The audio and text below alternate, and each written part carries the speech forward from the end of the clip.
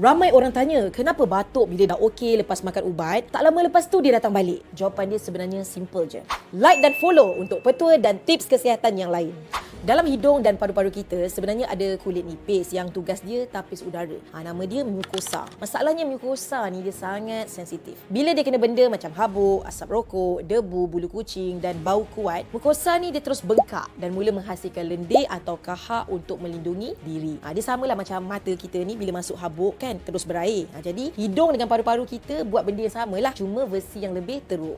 Bila mukosa ni bengkak, ruang saluran pernafasan kita dia jadi sempit. Udara susah nak keluar masuk. Itu sebabnya bila bernafas tu ada bunyi, macam bunyi wisil. Dan rasa macam bernafas tu macam tak puas kan. Itu yang sampai ada yang sesak nafas, batuk berbulan tak baik-baik dan bersin tak henti-henti. Jadi kalau anda ada masalah asma, resdung, batuk dan kahak, pusinglah ikut mana pun, punca dia sebenarnya sama je. Gabungan radang atau bengkak, lendir dan sensitif dalam saluran pernafasan kita, inilah punca utama dia. Ni ada satu petua untuk legakan batuk berkahak, asma dan resdung dari akar. Kus Al-Hindi. Kus Al-Hindi ni sebenarnya dah ada banyak kajian ya. Memang banyak sangat khasiat dan manfaatnya. Dia ada costenolide, dihydrocorticoslactone dan eugenol di mana kesemua khasiat ini membuatkan Kus Al-Hindi bersifat antioksidan, anti radang dan anti mikrob. Maksudnya dia bantu membasmi kuman, mengurangkan bengkak dan mencairkan lendir yang ada dalam saluran pernafasan kita.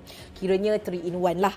Jadi dia berikan kelegaan pada tekak dan dada. Bila saluran tekak dan dada dah lega, paru-paru makin sihat, masalah batuk, asma, resdung dan kahak tu insya-Allah akan berkurang. So, saya sangat sarankan untuk yang dalam membatuk tak baik-baik tu untuk ikhtiar Kus Al-Hindi sebab dia dah disarankan dalam hadis dan dikaji secara saintifik. Best of both worlds insya-Allah. Jangan risau, halal ada, kelulusan mesti ada dan yang penting original.